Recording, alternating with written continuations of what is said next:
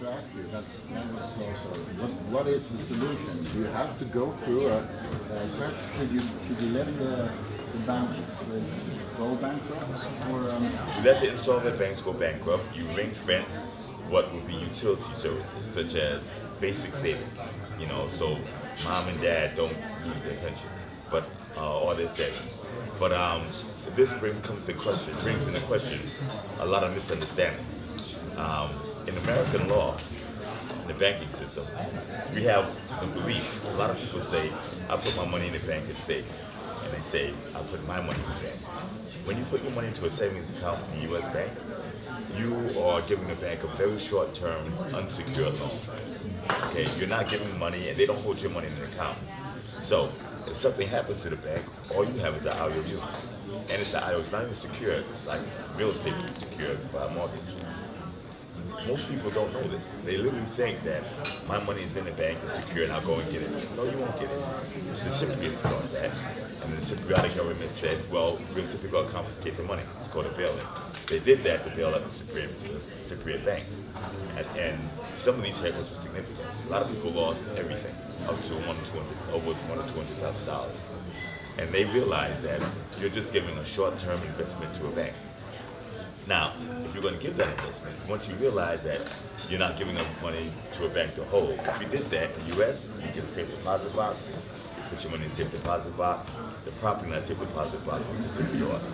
You put it in a bank account, then you're giving them a loan, and you get an IOU in return.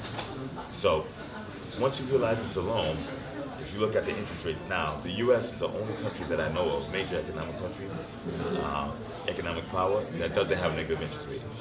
One reason is because we started negative interest rate, parade, so we're at the tail end, and they're probably going to go negative again. But right now they're positive. But they're positive by basis points, not even a full percent. 20 basis points, 75 basis points, that's not return on your money. When you give your money to the bank, you give it to the bank with the anticipation of getting interest back, return on your investment.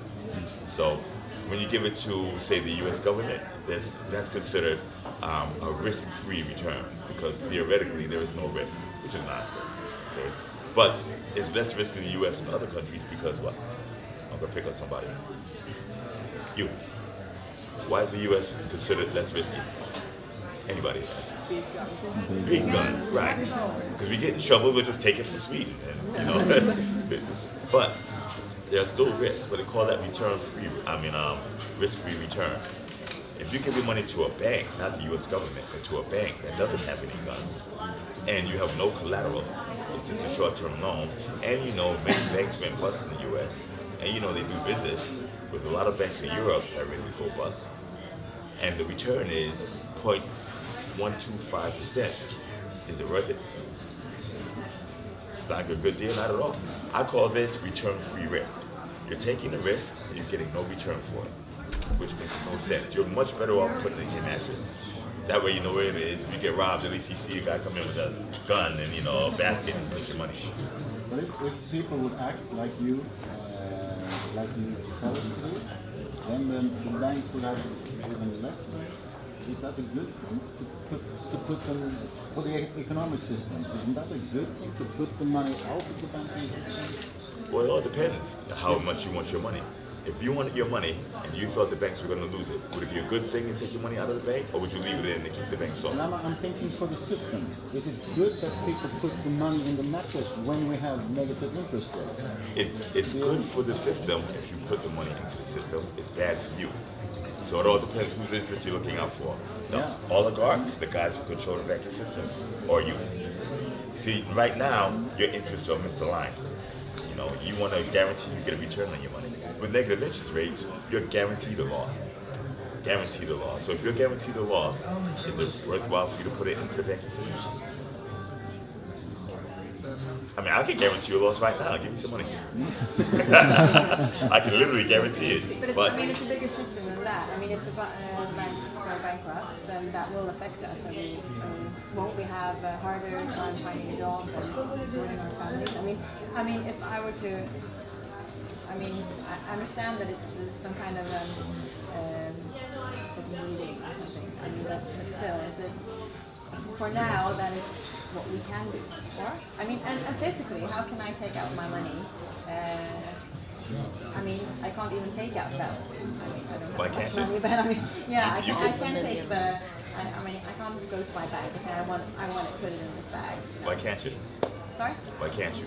Because I think there's a law that says that I can't really. How much can I withdraw in Sweden? There's a law that says that, then that means 15,000 every day Swedish crowns. That's like Really? 100 and. there's a law No from withdraw the, in cash, but you can transfer any amount. You can transfer any To amount. another country, yes, but Or I to can't. anybody. Yeah, but I can't take it now, out. just to be clear, Physically. just to be clear, is it a law or is it a bank rule? Bank Bank rule. rule. Oh, sorry. okay, Sorry, okay. bank rule. That's a pretty big difference. But if it's a bank rule that you can't take out your money, then guess whose money it is? Yeah, You of can course. take it out. Okay, it's not your money. You can write a check, or you can do a transfer. Yeah, You can you buy can transfer. Yeah. You can't take it transfer, physically. You can't but I take it can't take physically. it out and put it Physically. in my mouth. But that means Then I it's have not. to know. That means it is not your money. If you don't have full control and over your money, then it's not yours. Just natural social law. The reason why does the bank forbid you from taking out all your money in cash? Because they don't want to run out of cash. Right, because they don't have it. Yeah. Like know, Greece. The European banking system is called a fractional reserve system, where they take a fraction of the money that they do business with in equity, and then they borrow the rest and they do business with it. Basically, they borrow the money to incentivize you to take more money and give them these short-term loans, which is your checking account, savings account, etc. And then they go and lend it out at a higher interest rate. They never have the full amount of money on board, because if they do, that drops their profits. The problem is when someone gets in trouble and they want their money, they can give it to one person or two people. If 40 people came to do it, they couldn't do it. Now, that's where we have a run on the bank, because the only time you want to take your money out of the bank is when you're in trouble or the bank's in trouble. When the bank's in trouble, everybody wants to get the money out. The bank says no. When the bank says no, they do much more damage to the system than letting the money out, because now everybody realizes this is a problem and you have more demand to get money out of the system. And when more people get here or no, it's a greater demand. And that's what collapses banks. So what the ECB is doing is they're backstopping banks with negative interest rates. We're going to give you a loan, you only have to give some of it back. So they're basically trying to put out fires. But in doing that, the negative interest rates reverberate through the system, and everybody else wants the same deal. It's a problem that cannot be solved with a solution that's being used. It's absolutely impossible. Absolutely impossible. And the thing is, it's never worked before. I can't think of a single case where quantitative easing or negative interest rates have worked over time. Not once. All of Europe is doing it. And there's plenty of evidence that it's never worked. The US did it as well. It did do it as well. And if you take a look at the cranes, wait till the end of the year, we're gonna have the exact same problem. But the US also has the reserve currency. Let's suppose it does work in the US. You can't replicate it. You don't have the reserve currency. You can't get away with the shenanigans that the US pulls, because everybody does business in our currency. I'm not. Let's say that you're right, which is not unlikely at all.